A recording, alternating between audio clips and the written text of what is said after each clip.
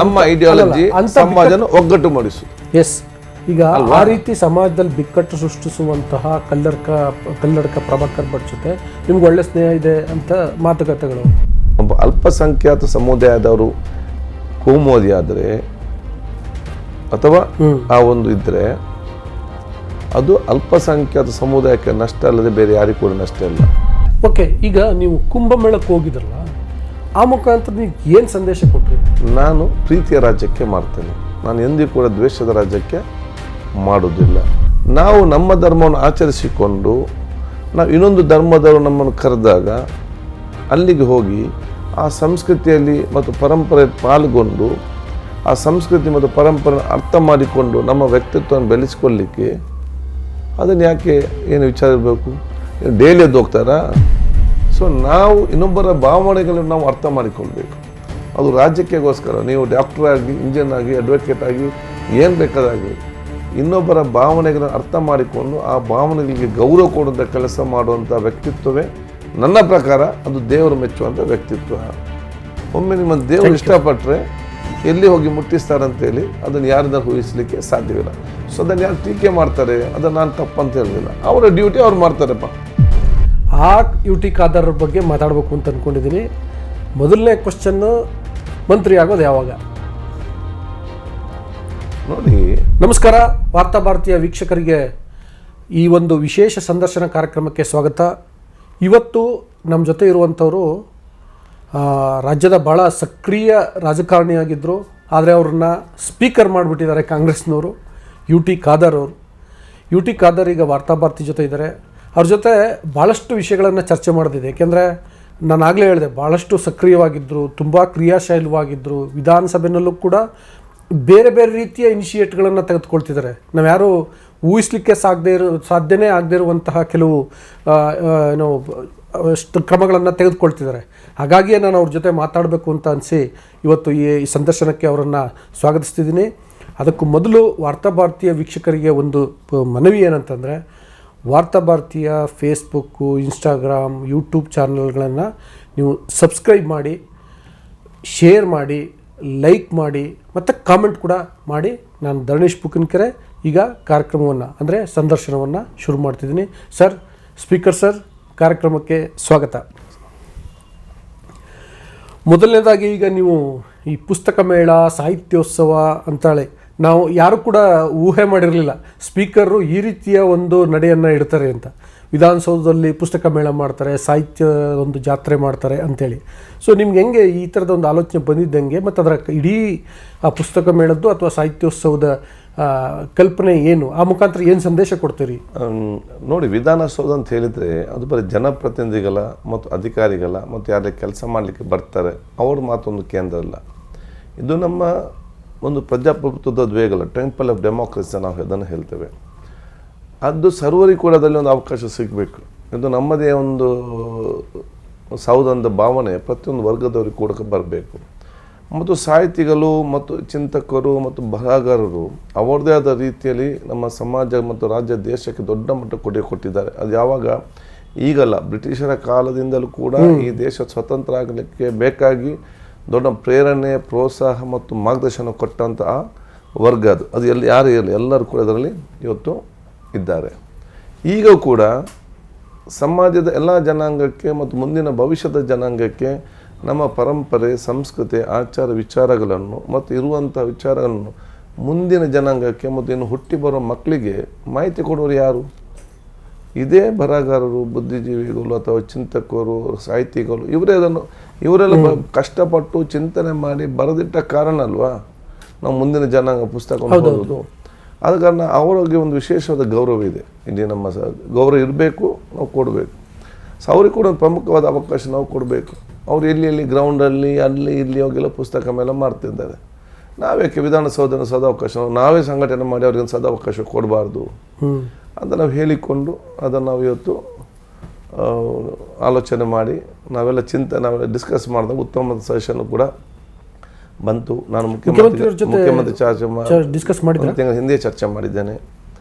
ಅವರು ಕೂಡ ಸಂತೋಷ, ಅವ್ರಿಗೆಲ್ಲ ಈ ಥರದ ಆಸಕ್ತಿಗಳಿದ್ದಾವೆ. ಆ ಕಾರಣಕ್ಕೂ ಇದೆ ಉತ್ತಮವಾದ ಕಾರ್ಯಕ್ರಮ ಹೇಳಿದರು. ವಿಧಾನ ಪರಿಷತ್ತಿನ ಸಭಾಧ್ಯಕ್ಷರಿಗೆ ಹೇಳಿದೆ, ಅವರು ಕೂಡ ಉತ್ತಮವಾಗಿದೆ, ಜೊತೆಗೆ ಮಾಡುವಂಥ ಕೂಡ ಇವತ್ತು ಅವರು ಕೂಡ ಹೇಳಿದ್ದಾರೆ. ಉಪಮುಖ್ಯಮಂತ್ರಿಗೆ ಚರ್ಚೆ ಮಾಡಿದ್ದೇನೆ, ಎಲ್ಲರೂ ಕೂಡ ಸಂತೋಷಪಟ್ಟರು ಇದರಲ್ಲಿ. ಅದು ಸಂತೋಷ. ಸಾರ್ವಜನಿಕರಿಗೆ ಅಲ್ಲಿ ಭೇಟಿ ಮಾಡಲಿಕ್ಕೆ ಅವಕಾಶ ಇರುತ್ತಾ? ಈ ಕಾರ್ಯಕ್ರಮ ಮಾಡೋದೇ ಸಾರ್ವಜನಿಕೋಸ್ಕರ. ನಾವು ಸುಮ್ಮನೆ ಸಾರ್ವಜನಿಕ ಬನ್ನಿ ಬನ್ನಿ ಅಂತ ಸುಮ್ಮನೆ ಬರ್ತಾರೆ ನಮ್ಮ ಮಾತು ಹೇಳಲಿಕ್ಕೆ. ಅಲ್ಲ ಸರ್, ಅಲ್ಲಿ ಭದ್ರತೆ ಕಟ್ಟುಪಾಡುಗಳಿರ್ತದೆ ನೋಡಿ. ಇವತ್ತು ನಮ್ಮಲ್ಲಿರುವಂಥ IAS ಅಧಿಕಾರಿಗಳು, IPS ಅಧಿಕಾರಿಗಳು, ನಾವು ಜನಪ್ರತಿನಿಧಿಗಳು, ಅದು ಇನ್ನಿತ ಬೇರೆ ಬೇರೆ ವರ್ಗದಿರುವಂಥ ಅಧಿಕಾರಿ ವರ್ಗ ಯಾಕಿದ್ದಾರೆ? ಜನಸಾಮಾನ್ಯರಿಗೆ ಈ ರೀತಿಯ ಕಾರ್ಯಕ್ರಮ ಮಾಡಲಿಕ್ಕೆ ಫೆಸಿಲಿಟೇಟ್ ಮಾಡಲಿಕ್ಕೆ ನಾವು ಇವತ್ತಿದ್ದೇವೆ. ನಾವೆಲ್ಲ ಅಧಿಕಾರದಲ್ಲಿ ಕೂತ್ಕೊಂಡು ಅಧಿಕಾರ ಇಟ್ಟುಕೊಂಡು ಹಾಗೆ ಬರಬೇಡಿ, ಹೀಗೆ ಬರಬೇಡಿ, ಅಲ್ಲಿ ಹೋಗಬೇಡಿ, ನೀವೆಲ್ಲ ನಿರ್ಬಂಧ ಮಾಡೋದಾದ್ರೆ ನಮ್ಗೆ ಯಾರು ಕೂಡ ಅಗತ್ಯ ಇಲ್ಲ ಅಲ್ಲ. ಇದನ್ನು ಡೈಲಿ ಮಾಡ್ತಾರಾ? ವರ್ಷಕ್ಕೆ ಒಮ್ಮೆ. ಈಗ ಇನ್ನು ಮುಂದೆ ಅದು ಕಂಟಿನ್ಯೂ ಆಗ್ತದಾ ಇಲ್ವಾ ಎಲ್ಲ ಇದರ ಮೇಲೆ ಡಿಪೆಂಡ್ ಆಗಿರ್ತದೆ. ಬಟ್ ನಾವು ಇದ್ದುಕೊಂಡು ಅದು ಹಾಗೆ ಆಗ್ತದೆ ಹೀಗೆ ಆಗ್ತದೆ, ಅದು ಮಾಡಬೇಡಿ ಇದು ಮಾಡಬೇಡಿ, ನೀವು ಮಾಡಬೇಡಿ ಅಂತ ಹೇಳಿದರೆ ಮತ್ತು ಏನು ಕೂಡ ಆಗಲಿಕ್ಕಿಲ್ಲ. ಮತ್ತು ನಾವು ಇರೋದು ಎಷ್ಟೇ ಸಮಸ್ಯೆ ಇದ್ದು ಕೂಡ ನಾವೊಂದು ಟೀಮ್, ಜನಪ್ರತಿನಿಧಿಗಳು, ಅಧಿಕಾರಿಗಳು, ಸಂಘ ಸಂಸ್ಥೆಯವರು ನಾವೊಂದು ಟೀಮ್ ವರ್ಕ್ ಆಗಿ ಈ ಚಾಲೆಂಜನ್ನು ಸ್ವೀಕರಿಸಿ ಉತ್ತಮವಾದ ವ್ಯವಸ್ಥೆ ಮಾಡೋ ಜವಾಬ್ದಾರಿ ಮತ್ತು ನಮ್ಮ ಕೆಲಸವೇ ಅದು ಪ್ರಮುಖವಾದ ಕೆಲಸ ಅಂತ ಹೇಳಲಿಕ್ಕೆ ನಾನು ಇವತ್ತು ಇಚ್ಛಿಸ್ತೇನೆ. ಅದೇನು ಸರ್, ಒಂದು ನಾಯಿಗಳನ್ನು ಅಲ್ಲಿ ಏನೋ ಅದಕ್ಕೆ ನನಗೆ ಭಾಳ ಆಶ್ಚರ್ಯ ಅಂತ ಅನಿಸ್ತು. ಅಂದರೆ ನೀವು ಅಷ್ಟು ಸಣ್ಣ ವಿಷಯನೂ ತಲೆ ಕೆಡಿಸ್ಕೊಳ್ತೀರಿ ಅಂತ ಹೇಳ್ಬೇಕಾ, ಅಥವಾ ಅದಕ್ಕೆ ಅಷ್ಟೊಂದು ಮಹತ್ವ ಕೊಟ್ರಿ ಅಂತ ಹೇಳ್ಬೇಕಾ?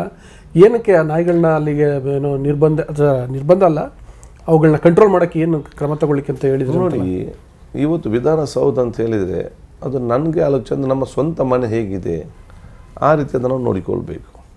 ವಿಧಾನಸೌಧಕ್ಕೆ ರಾಜ್ಯ, ರಾಷ್ಟ್ರ, ಅಂತಾರಾಷ್ಟ್ರೀಯ ಮಟ್ಟದ ಡೆಲಿಗೇಷನ್ಗಳು, ಜನಸಾಮಾನ್ಯರು ಬಹಳಷ್ಟು ಜನ ಬರ್ತಾರೆ. ಬಂದು ಹೋಗೋ ಸಂದರ್ಭದಲ್ಲಿ ಎಲ್ಲ ನಮ್ಮ ಮಕ್ಕಳಿಂದ ಹಿಡಿದು ದೊಡ್ಡವರ ತನಗೂ ಕೂಡ ಒಂದು ಸಂತೋಷದ ಒಂದು ವಾತಾವರಣ ನಿರ್ಮಾಣ ಮಾಡಬೇಕು. ಇಲ್ಲಿ ಈ ಒಂದು ನಾವೆಲ್ಲ ಬೇರೆ ಬೇರೆ ಡೆವಲಪ್ಮೆಂಟ್ ಮಾಡುವಾಗ ಭಾಳ ಶಾಸಕರುಗಳದ್ದು ಮತ್ತು ಕೆಲವರು ಬಂದವರದ್ದು, ನಿಮ್ಮ ಮಾಧ್ಯಮದವರು ಕೂಡ ಕೆಲವೊಂದು ಅನಿಸಿಕೆ ಇತ್ತು. ಯಾಕಂದರೆ ಈ ನಾಯಿಗಳು ಸಡನ್ನಾಗಿ ಬೆಳಿಗ್ಗೆ ಸೆಷನ್ ನಡೀತಾ ಇದೆ ಮೇಲೆ, ಅಲ್ಲಿ ಅಲ್ಲಿ ಹಾಲಲ್ಲಿ ಸುತ್ತಾ ಇರ್ತದೆ, ಮಕ್ಕಳಿಂದ ನೋಡಿ ಓಡಾಡಿಕೊಂಡು ಆ ಕಡೆ ಇರ್ತಾರೆ. ಅದು ಕೆಲವೊಮ್ಮೆ ನಾವಲ್ಲಿ ಕಾರ್ಪೆಟ್ ಇನ್ನಿತ ವ್ಯವಸ್ಥೆ ನಾವು ಡೆವಲಪ್ ಮಾಡಿರ್ತೇವೆ. ಅಲ್ಲಿ ರಾತ್ರಿ ಅಲ್ಲಿ ಏನು ಕೂಡ ನಮಗೆ ಈ ಫಸ್ಟ್ ಬೇಸ್ಮೆಂಟ್ ಕಾರಿಡಾರ್ ಹೋಗಲಿಕ್ಕೆ ಏನು ಅಡೆತಡೆ ಇಲ್ಲ, ಬರೀ ಮರಗಳು ಮಾತಿದೆ. ಇದು ಅದರ ಮೇಲೆ ಹತ್ತಿರ ಇಡೀ ನಮ್ಮ ವಿಧಾನಸೌಧ ಸುತ್ತೋರ್ದು ಕೆಲವೊಮ್ಮೆ ಅಲ್ಲಿ ಗಲೀಜೆಲ್ಲ ಮಾಡಿ ಇರ್ತದೆ. ಅದನ್ನು ಅದನ್ನು ನಾವು ದೂರಿಸೋಕ್ಕಿಲ್ಲ. ಅದು ಮಳೆ ಬರುವಾಗ, ಬಿಸಿಲಿರುವಾಗ, ಅದಕ್ಕೆ ಬೇಕಾದಾಗ ಅದು ಅದರ ಡ್ಯೂಟಿ ಮಾಡ್ತದೆ. ಅದನ್ನು ನಾವು ಬ್ಲೇಮ್ ಮಾಡಲಿಕ್ಕೆ ಆಗೋದಿಲ್ಲ. ಇದಕ್ಕೆ ಸಂಬಂಧ ಪಟ್ಟಾಗಿ ಕೆಲವೊಮ್ಮೆ ಬೆಳಿಗ್ಗೆ ವಾಕಿಂಗ್ ಬರುವವರು ಎನಿಸಿಗಿತ್ತು, ಸಡನ್ ಹತ್ತನೇ ಒಟ್ಟಾಗಿ ನಮ್ಮನ್ನು ದುರ್ಗತಿ ನೋಡ್ತದೆ, ನಾವೇನು ಮಾಡಿದೆ ಅಟ್ಯಾಕ್ ರೀಕಿಂಗ್ ಬರ್ತದೆ. ಇದು ಅಟ್ಯಾಕ್ ಅಂತ ಹೇಳಿದರೆ ಇದು ಇವರನ್ನು ನೋಡಿ ಮನುಷ್ಯರು ಹೆದರೋದು, ಮನುಷ್ಯರು ನೋಡಿ ಇವರು ಹೆದರೋದು. ಈ ವಾತಾವರಣದಲ್ಲಿ ಇವತ್ತು ಆಗೊಂದು ವಿಚಾರ ಇವತ್ತು ಆಗಿದೆ. ಇದು ಭಾಳ ಚರ್ಚೆ ಇತ್ತು. ಕೆಲವು ಸುಮ್ಮನೆ ಏನು ಮಾತಾಡಲಿಕ್ಕೆ ಇದ್ದರೂ ಕೂಡ, ಎಷ್ಟೇ ಕೆಲಸ ಮಾಡಿದ್ರು ಕೂಡ ಆ ನಾಯಿಗಳನ್ನೊಂದು ಸರಿ ಮಾಡಿ ಅಂತ ಹೇಳಿಬಿಡ್ತಾರೆ ಸುಮ್ಮನೆ. ಸೊ ನಾವು ಈ ಡೋರ್ ಮಾಡಿದ್ದು ಲೆಕ್ಕಕ್ಕಿಲ್ಲ, ಡೆವಲಪ್ಮೆಂಟ್ ಮಾಡಿದ್ದು ಲೆಕ್ಕಕ್ಕಿಲ್ಲ. ಅಲ್ಲ, ಅದು ಮೈಸೂರು ಬಾಗಿಲು ಅಂತ ಒಂದು ಮಾಡಿದ್ರಲ್ಲ, ಏನು ಅದರ ಪ್ರೇರಣೆ ಏನು ನಿಮಗೆ? ಇಲ್ಲ, ಮೈಸೂರು ಬಾಗಿಲು ಯಾಕೆ ಅಂತ ಹೇಳಿದರೆ ಯಾರು ಕಾಮನ್ ಮ್ಯಾನ್ ಹೇಳಿದರು. ಏನಕ್ಕೆ ಅದು ಇಷ್ಟೊಂದದ ಒಂದು ಐಡಿಯಾ ಬಂದಿದ್ದು ಕಾಮನ್ ಮ್ಯಾನ್ ಇಂದ. ಒಂದು ಕಾಮನ್ ಮ್ಯಾನ್ ಬಂದವರು ನಾನು ನಡ್ಕೊಂಡು ಹೋಗಿ ಹೇಳಿದರು, ಇಷ್ಟು ಚೆನ್ನಾಗಿದೆ ಬಿಲ್ಡಿಂಗ್, ಈ ಗ್ರಿಲ್ ಥರ ಜೈಲು ಥರ ಇದನ್ನೆಲ್ಲ ಮಾಡಿ ಇಟ್ಟಿದ್ದೀರ ಅಂತ ಹೇಳಿ ಅವತ್ತು ಹೇಳಿದರು. ಸಡನ್ಗೆ ಸ್ಟ್ರೈಕ್ ಆಯಿತು, ಇದನ್ನು ನಾವು ಯಾಕೆ ಮಾಡಬಾರ್ದು ಅಂತೇಳಿ ನಾನು ಕೂತು ಚರ್ಚೆ ಮಾಡಿ ಕೆಳಗಿನ ಡೋರ್ ಮಾಡಲಿಕ್ಕೆ ಹೇಳಿದೆ. ಫಸ್ಟಿಗೆ 3 ಡೋರ್ ಕೆಳಗಿನ ಜಾಗ ಅದು DPRಗೆ ಬರ್ತದೆ, ಫೈನಾನ್ಸ್ ಒಪ್ಪಿಗೆ ಬೇಕು. ನಾನು 8 ತಿಂಗಳು 1 ವರ್ಷ ಕಾದೆ ಇದಕ್ಕೆ. ಅದು ಆಗ್ತದಾ ಇಲ್ವೋ ಇರೋ 100 ಚರ್ಚೆ. ಈ ಜಾಸ್ತಿ ಕಲ್ತವ್ರ ಸಮಸ್ಯೆ, ಚರ್ಚೆಗಳು ಜಾಸ್ತಿ. ನಾನು ಎನಿಸಿದೆ ಇದು ಇನ್ನೂ ಇವತ್ತು ಕೇಳಿದ್ರೆ ಆಗಲಿಕ್ಕೆ, ನನ್ನ ವ್ಯಾಪ್ತಿ ಏನಿದೆ ಮೇಲಿನ ಭಾಗಲ್ಲ ನನ್ನ ವ್ಯಾಪ್ತಿ, ಇಲ್ಲಿ ಯಾರು ಕೇಳಲಿಕ್ಕಿಲ್ಲ, ನಾನೇ ಬಾಸ್, ನಾನು ಮತ್ತು ಸೆಕ್ರೆಟರಿ. ನಾವು ಪ್ಲ್ಯಾನ್ ಮಾಡಿ ಅದನ್ನು ಯಾರಿಗೆ ನಮಗೆ ಕರ್ನಾಟಕ ಫಾರೆಸ್ಟ್ ಡೆವಲಪ್ಮೆಂಟ್ ಕಾರ್ಪೊರೇಷನಿಗೆ ಕೊಟ್ಟು ಆರ್ಕಿಟೆಕ್ಟ್ ಕರೆಸಿ ನಾವೇ ಅದನ್ನು ಡಿಸೈನ್ ಮಾಡಿದ್ದೇವೆ, ಹೇಗೆ ಇರಬೇಕಂತೇಳಿ, ಯಾವ ಡೋರು ಹೇಗೆ ಅಂತೇಳಿ ಚೆನ್ನಾಗಿ ಆಯಿತು. ನಾವಿಟ್ಟದ್ದು ಈಗೊಂದು ಮಾಡೆಲ್. ಈಗೇನಾಗಿದೆ ಅಂತೇಳಿ ಕೆಳಗಿನ ಡೋರ್ ಸೆಲ್ಫಿ ಪಾಯಿಂಟ್ ಆಗಿಬಿಟ್ಟಿದೆ. ಈಗ ಸೆಲ್ಫಿ ಪಾಯಿಂಟ್ ಆಗಿದೆ. ಈಗ ಫ್ರಂಟ್ ಡೋರಿಗೆ ಕೂಡ ಇವತ್ತು ಆದೇಶ ಕೊಟ್ಟಿದ್ದೇವೆ. ಅದು ಕೆಲಸ ಇವತ್ತು ಮೈಸೂರಲ್ಲಿ ನಡೀತಾ ಇದೆ. ಮುಂದಿನ 3 ತಿಂಗಳಲ್ಲಿ ಆ ಕೆಳಗಿನ ಮೇನ್ ಡೋರ್ ಕೂಡ ಅದೇ ರೀತಿ ಆಗ್ತದೆ. ಅದಕ್ಕೆ ನಾಯಿಗಳ ವಿಚಾರಕ್ಕೆ ಸಂಬಂಧಪಟ್ಟಾಗೆ ಕೆಲವೊಮ್ಮೆ ಅದಕ್ಕಾಗಿ ಇಷ್ಟು ಮಾಡುವಾಗ ಹೌಸ್ ಕಮಿಟಿಲಿ ಚರ್ಚೆ ಆಯಿತು. ಡೆಪ್ಯೂಟಿ ಲೀಡರ್ಗೆ ಪಾಪ ಗೊತ್ತಿರಲಿಲ್ಲ. ಅದೇ ಅವರು ಕಟ್ಟುನಿಟ್ಟಿನ ಕ್ರಮ ತಗೊಳ್ಳಿ ಅಂತೇಳಿ ಅಲ್ಲಿ ಸರ್ಕಾರಿ ಆದೇಶ ವರದಿ ತಗೊಂಡ್ರು. ಇದರಲ್ಲಿ ವರದಿ ತೆಕ್ಕೊಂಡು ಮೀಟಿಂಗ್ನಲ್ಲಿ ಚರ್ಚೆ ಆದಾಗ ಇಲ್ಲ ಸರ್ ಕೆಲವು ಅಧಿಕಾರಿಗಳು ಮತ್ತು ಶಾಸಕರು ಇದಕ್ಕೆಲ್ಲ ವಿರುದ್ಧ ಇದ್ದಾರೆ ಶಿಫ್ಟ್ ಮಾಡಲಿಕ್ಕೆ ಅಂತ ಹೇಳಿದಾಗ 2 ನಾಯಿಗಳನ್ನು ಅವ್ರ ಮನೆಗೆ ಹೋಗಿ ಬಿಟ್ಟು ಅಂತೆ. ಇದು ಬೇರೆ ಶಾಸಕರಿಗೆ ಕೆಲವು ಚರ್ಚೆಗೆ ಆಯಿತು. ಅದೇ ಹೇಗೆ ಅಂತ ಹೇಳಿ ಅದರ ಪರವಾಗಿ ವಾದ ಆಯಿತು. ಕೆಲವು ಶಾಸಕರು ಅಧಿಕಾರಿಗಳು ಅದು ಇರಲಿ, ಅದು ಏನಾಗ್ತದೆ ಹಾಗೆ ಹೀಗೆ. ಸೊ ಕೆಲವು ಸಂಘ ಸಂಸ್ಥೆ ನಾನು ಕೇಳಿದೆ ಕಾಮನ್ ಮ್ಯಾನ್ ಹತ್ರ, ಅದೇನು ತಪ್ಪಿದೆ, ನೀವು ಯಾಕೆ ಚೇಂಜ್ ಮಾಡ್ತೀರಿ, ಅದರ ಟೆರಿಟರಿ. ಸೊ 2 ಕಡೆ ಕೂಡ ಇರ್ತಿದೆ. ಒಂದು ಭಯದ ಮತ್ತು ಒಂದು ಸಿಸ್ಟಮ್ಗೆ ಅದಕ್ಕೆ ವಿರುದ್ಧ ಅಂತಲ್ಲ, ಆ ಒಂದು ವ್ಯವಸ್ಥೆಗೆ ಸರಿಯಾಗಬೇಕಂದೇನೆ. ಇನ್ನೊಂದು ಅದು ಪ್ರಾಣಿಗಳು, ಮನುಷ್ಯಗಿಂತ ಜಾಸ್ತಿ ಹಕ್ಕು ಪ್ರಾಣಿಗಳಿದೆ ಬದುಕಲಿಕ್ಕೆ, ಅದಕ್ಕೆ ಮಾತಾಡಲಿಕ್ಕೆ ಬರುವುದಿಲ್ಲ. ಅದನ್ನು ನೀವು ಈ ಜಾಗದಿಂದ ನೀವು ಬೇರೆ ಜಾಗ ತೆಕ್ಕೊಂಡು ಹೋದರೆ ಅಲ್ಲಿ ಅದು ಹೊಸ ಜಾಗ, ಅಲ್ಲಿ ಬೇರೆ ನಾಯಿಗೆ ಅದನ್ನು ಬರಲಿಕ್ಕೆ ಬಿಡೋದಿಲ್ಲ. 2ನೇ ಜನಸಂಖ್ಯೆ ಹೊಡಿತಾರೆ, ನಾಳೆ ಏನು ಮಾಡ್ತಾರೆ, ಕೊಲ್ಬೋದು. ಆ ಜೀವನ ಯಾಕೆ ನಾವು ಮಾಡಬೇಕಂತ ಹೇಳಿದಾಗ ನಾವು ಚರ್ಚೆ ಮಾಡಬೇಕಂತ ಹೇಳಿಕೊಂಡು ಇದನ್ನು ಯಾಕೆ ಒಂದು ಇದಕ್ಕೆ ಪರಿಹಾರ, ಯಾವುದೊಂದು ಸಮಸ್ಯೆಗೆ ನಮ್ಮದೇ ಪರಿಹಾರ ಕಾಣಬೇಕು. ನಾನು ಚೀಫ್ ಸೆಕ್ರೆಟರಿ ಹತ್ರ ಚರ್ಚೆ ಮಾಡಿದೆ, ಅವರು ಕೂಡ ಭಾಳ ಅದರ ಬಗ್ಗೆ ಉತ್ಸಾಹದಿಂದ ಇದ್ದರು, ಇಲ್ಲ ಮೀಟಿಂಗ್ ಕರೆಯುವಂತೇಳಿ. ಅಲ್ಲ ಸರ್, ನಾನು ಇದನ್ನ ಭಾಳ ಚಿಕ್ಕ ವಿಷಯ ಅಂದರೆ ಇಷ್ಟೆಲ್ಲ ಆಗಿದೆ ಹಿಂದೆ. ಹೌದು ಇದರಲ್ಲಿ ಚರ್ಚೆ ಮಾಡಿ ಈಗೇನಾಗಿದೆ ಅದಕ್ಕೆ ವ್ಯವಸ್ಥೆ ಮಾಡಿ ಅದನ್ನು ಕೂಡ ನಾವು ಬದುಕಲಿಕ್ಕೆ ಬಿಡಬೇಕು. ಇಲ್ಲಿ ಕೂಡ ತೊಂದರೆ ಆಗಬಾರ್ದು ಅಂತ ಒಂದು ಉತ್ತಮವಾದ ವಾತಾವರಣ ಆಗಿದೆ. ಅದೆಲ್ಲರೂ ಕೂಡ ಅಪ್ರಿಷಿಯೇಟ್ ಆಗಿದೆ. ಮತ್ತು ಎಲ್ಲ ವಿಶೇಷ ಅಂತ ಹೇಳಿದರೆ ಸಾಮಾಜಿಕ ಜಾಲದಲ್ಲಿ ನಮ್ಮ ಮನುಷ್ಯರಿಗೆ ಎಷ್ಟು ಉಪಕಾರ ಮಾಡಿದಾಗ ಅಪ್ರಿಷಿಯೇಷನ್ ಬರ್ತದೆ, ಇದಕ್ಕಿಂತಲೂ ಜಾಸ್ತಿ ಪ್ರಾಣಿಗಳಿಗೆ ಮಾಡಿದಾಗ ಬಂದಿದೆ. ಸೊ ಜನರ ಆ ಭಾವನೆಗಳು ಭಾಳ ಸ್ಪಷ್ಟವಾಗಿ ನಮಗೆ ಅದರಲ್ಲಿ ಇವತ್ತು ಕಾಣಲಿಕ್ಕೆ ಸಿಗ್ತದೆ. ಸರಿ ಸರ್, ಈಗ ನೋಡಿ ನೀವು ಈ ಪುಸ್ತಕ ಮೇಳ ಮಾಡ್ತಿರೋದು ನಾಯಿಗಳ ಬಗ್ಗೆ, ಅವುಗಳಿಗೆ ಒಂದು ಬೇರೆ ಥರದ ವ್ಯವಸ್ಥೆ ಮಾಡಬೇಕು ಅಂತ ಕ್ರಮ. ಇದು ಪ್ರಾಣಿಗಳ ಬಗ್ಗೆ ಬಹುಶಃ ವಿಶ್ವದಲ್ಲಿ ಎಲ್ಲಿಯೂ ಕೂಡ ಇರಲಿಕ್ಕಿಲ್ಲ. ಒಂದು ನಾಯಿಗಳ ಬಗ್ಗೆ 2 ಸಭೆ, ವಿಧಾನ ಮಂಡಲ ಸಭಾಧಿಪತಿಗಳು, ಸಭಾಧ್ಯಕ್ಷರುಗಳು, ಅದರ ಜೊತೆಯಲ್ಲಿ ಚೀಫ್ ಸೆಕ್ರೆಟರಿ ಅವರು, ಇದ್ರ ಜೊತೆ DPR ಡಿಪಾರ್ಟ್ಮೆಂಟ್, ಪೊಲೀಸ್ ಡಿಪಾರ್ಟ್ಮೆಂಟ್, ಮತ್ತು ನಮ್ಮ ಪ್ರಾಣಿದಯ ಸಂಘದವರು, ಅದರ ಒಂದು ತಜ್ಞರು, ನಮ್ಮ ಡಿಪಾರ್ಟ್ಮೆಂಟ್, ನಮ್ಮ ಸೆಕ್ರೆಟರಿ, ವಿಧಾನ ಪರಿಷತ್ತಿನ ಸೆಕ್ರೆಟರಿ ದಿನೇಶ್ ಗುಂಡೂರಾವ್ರ ಜೊತೆಯಲ್ಲಿದ್ದು ಬೇರೆ ಹೆಲ್ತ್ ಬೇರೆ ಮೀಟಿಂಗ್ ಬಂದವರು, ಇಷ್ಟು ಅಧಿಕಾರಿಗಳು ಕೂತ್ಕೊಂಡು ಇದರ ಬಗ್ಗೆ ಮತ್ತು PW department, animal and husbandry minister ಯಾರು ಇರಲಿಲ್ಲ. ಅಲ್ಲ ಸರ್, ಓಕೆ, ನೀವು ಪುಸ್ತಕ ಮೇಳ ಮಾಡಿದ್ರಿ, ನಾಯಿಗಳ ಬಗ್ಗೆ ಅವುಗಳಿಗೆ ಬೇರೆ ಥರದ ಒಂದು ವ್ಯವಸ್ಥೆ ಮಾಡಿಕೊಡ್ಬೇಕು ಅನ್ನೋ ಥರಕ್ಕೆ ಏನೋ ಸಮಸ್ಯೆಗೆ ನಾವು ಪರಿಹಾರ ಕಾಣೋದು ಅಷ್ಟೇ, ಬೇರೆನೇ ಇಲ್ಲ. ಓಕೆ, ಅದು ಮಾಡ್ತಿದ್ರಿ. ದೆನ್ ಮೈಸೂರು ಬಾಗಿಲು ಮತ್ತು ಇಡೀ ಶಾಸನ ಸಭೆಯನ್ನು ನವೀಕರಣ ಮಾಡ್ತಿರೋದು, ಈ ಥರದ್ದೆಲ್ಲ ಮಾಡ್ತಿದ್ರಿ. ಬಟ್ ಒಂದು ಏನೋ ಈ ಓವರಾಲ್ ಈ ಶಾಸನ ಸಭೆಯ ಈ ಪ್ರಕ್ರಿಯೆಗಳಿರ್ತವಲ್ಲ ಅವನ್ನ ಇನ್ನಷ್ಟು ಸಕ್ರಿಯಗೊಳಿಸ್ಬೇಕು, ಇನ್ನಷ್ಟು ಜಾಸ್ತಿ ಆಗೋ ರೀತಿ ನೋಡಬೇಕು, ಇನ್ನಷ್ಟು ಒಳ್ಳೆ ಚರ್ಚೆ ಆಗೋ ರೀತಿ ನೋಡಬೇಕು. ಅದು ಮಾಡುತ್ತಾನೆ ನಿಮ್ಮ ಪ್ರೈಮರಿ ರೆಸ್ಪಾನ್ಸಿಬಿಲಿಟೀಸ್. ಅದಕ್ಕೆ ಏನು ಮಾಡಿದಿರಿ? ಇಲ್ಲ, ಅದಕ್ಕಾಗಿ ನೋಡಿ, ಈಗಾಗಲೇ ಇವರು ನಮ್ಮ ಯಾವುದೇ ಚರ್ಚೆ ಬರಬೇಕಾದ್ರೆ ಒಂದು ಶಾಸಕರನ್ನು ನಾವು ಅಸೆಂಬ್ಲಿ ಹೊರಗಡೆ ಬರುವಾಗೆ ಮಾಡಬೇಕು. ಅಸೆಂಬ್ಲಿ ಹೊರಗಡೆ ಬಂದಾಗ ಮಾಡಿದ ನಂತರ ಅವ್ರು ತುಂಬ ಹೊತ್ತು ಕೂರುವ ಅಂತ ಒಂದು ಒಂದು ವಾತಾವರಣ ನಾವು ನಿರ್ಮಾಣ ಅಲ್ಲಿ ಮಾಡಬೇಕು. ಅದಕ್ಕೆಲ್ಲ ಸಣ್ಣ ಸಣ್ಣ ಸಮಸ್ಯೆಗಳಿತ್ತು, ಅದೊಂದೇನೋ ಬಗೆಹರಿಸಿಕೊಂಡು ಬಂದಿದೆ. ಒಂದು ಬರುವಾಗ ಇವರು ಒಂದು ಹಿಂದೆ 10:30 ಗಂಟೆಗೆ ಬೆಲ್ಲ ಹಾಕುವುದು, 11 ಗಂಟೆಗೆ ಸೇರುವುದು, ಚರ್ಚೆ 1:30 ಗಂಟೆಗೆ ಊಟ, ಮತ್ತು 3 ಗಂಟೆಗೆ ಸೇರುವುದು, 6 ಗಂಟೆಗೆ ಹೋಗೋದು, ಮುಗೀತು. ಆಗೇನಾಗ್ತದೆ ಅಂದರೆ ಹಾಗೆ ನಾವು ಇದೇನು ತಪ್ಪಂತಲ್ಲ. ಯಾರು ಕಾಲಿಂಗಿಟೇಷನ್ ಇವತ್ತು ಡಿಸ್ಕಸ್ ಮಾಡಲಿಕ್ಕೆ ಅಥವಾ ಕ್ವೆಶನ್ ಅವರ್ 0 ಅವರ್ ಅಥವಾ 6-9 ಯಾರು ಚರ್ಚೆ ಮಾಡಲಿಕ್ಕೆ ಬಂದಿದ್ರ, ನಾವಲ್ಲಿ ಅವಕಾಶ ಕೊಡೋದಿದ್ದರೆ ನಾಳೆ ಯಾರು ಬರ್ತಾರೆ? ಒಂದು ನಾನು ಬಂದು ನನಗೆ ಚರ್ಚೆ ಆಗ್ತದೆ ಅದನ್ನ ನಾನು ಮಾತಾಡಬೇಕು ಅಥವಾ ಬೇರೆಯವ್ರು ಮಾತಾಡೋದು ಕೇಳು ಅಂತೇಳಿ ಬಂದು ಕೂತ್ಕೊಳ್ತಾರೆ. ಇಲ್ಲಿ ಬರೀ ನಾವು ಇಷ್ಟು ಸಮಯಕ್ಕೆ ಸೀಮಿತಗೊಳಿಸಿ ಮತ್ತು ಹೋಗುವುದು ಅಂತ ಹೇಳಿದರೆ, ಈಗ ನಾನೊಂದು ಕ್ವೆಶನ್ ಅವರ್ ಹಾಕಿಕೊಂಡು ಬೆಳಿಗ್ಗಿಂದ ಸಂಜೆನ ಕಾದು ನಾನು ಸಭಾಧ್ಯಕ್ಷನಾಗಿ ಅದನ್ನು ಮುಂದಕ್ಕಾಗಿ ನಾನು ಹೋದರೆ ಇದ್ದವರು, ನಾನು ನೆಕ್ಸ್ಟ್ ಡೇ ಬರ್ತೇನೆ, ಅದು ಕಾಲಿಗೆ ಒಂದು ಅರ್ಜಿ ಕೊಡ್ತೇನೆ, ನ್ಯಾಯಕ್ಕೆ ಕೊಡಬೇಕು. ಇಲ್ಲಿ ಶಾಸಕರಿಗೇನಿದೆ, ನಾವು ಚರ್ಚೆ ಮಾಡಬೇಕು, ಮಾಧ್ಯಮದಲ್ಲಿ ಬರಬೇಕು, ಜನರ ವಿಶ್ವಾಸ ಗಳಿಸಬೇಕು, ಇದು ಮುಖ್ಯ. ಅದಕ್ಕೆ ಬೇಕು. ಅದಕ್ಕಾಗಿ ನಾವು ಬೆಳಿಗ್ಗೆ ಬ್ರೇಕ್ಫಾಸ್ಟೇ ಮಾಡ್ತೀವಿ. ಯಾಕೆ? ಅವ್ರು ಬೇಗ ಎದ್ದು ನಮ್ಮಲ್ಲಿ ಡೈರೆಕ್ಟ್ ಬರಬೇಕು. ಅಲ್ಲಿ ರೂಮಲ್ಲಿ ಕೂತ್ಕೊಂಡ್ರೆ ಬೇರೆಯವ್ರು ಬರ್ತಾರೆ, ಅವ್ರ ಜೊತೆ ಮಾತಾಡೋದು, ಅವರ ಕೆಲಸ ಮಾಡಲಿಕ್ಕೆ ಮಿನಿಸ್ಟರ್ ಆಫೀಸಿಗೆ ಹೋಗೋದು, ಇಲ್ಲಿ ಬರುವಾಗ ಲೇಟು ಅಸೆಂಬ್ಲಿಗೆ ಬರುವಾಗ. ಸೊ ನೇರವಾಗಿ ಎದ್ದು ಡ್ರೆಸ್ಸಾಗಿ ಬನ್ನಿ. ಇಲ್ಲಿ ಮಧ್ಯಾಹ್ನ ಏನು ಹೇಳ್ತಿದ್ರು, ನಮಗೆ ಸಹ ಊಟ ಕರೆಕ್ಟ್ ಆಗಿಲ್ಲ ಅಂತ ನಾವು ಹೊರಗೆ ಹೋಗೋದು, ಹೋದವ್ರು ಮತ್ತೆ ಈ ಕಡೆ ಬರೋದೇ ಇಲ್ಲ. ಅದಕ್ಕೆ ಒಂದು ಊಟದೊಂದು ವ್ಯವಸ್ಥೆ.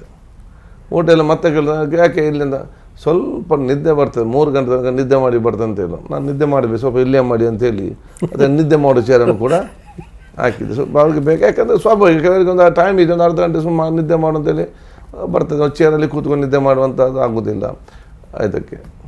ಅದೇ ರೀತಿ ನಾವು ಬಹುಶಃ ಇವತ್ತು ಕೆಲವರು ಹೇಳ್ತಾರೆ ನಾವು ಬೆಳಿಗ್ಗೆ ಬರ್ತೇವೆ, ಅದಕ್ಕೆ ನಾವು ಅಟೆಂಡೆನ್ಸ್ ಮಾಡಿ ಅವ್ರಿಗೊಂದು ಪ್ರೋತ್ಸಾಹ ಗೌರವ ಕೊಡೋಂಥ ಕೆಲಸ ಮಾಡಿದ್ದೆವು.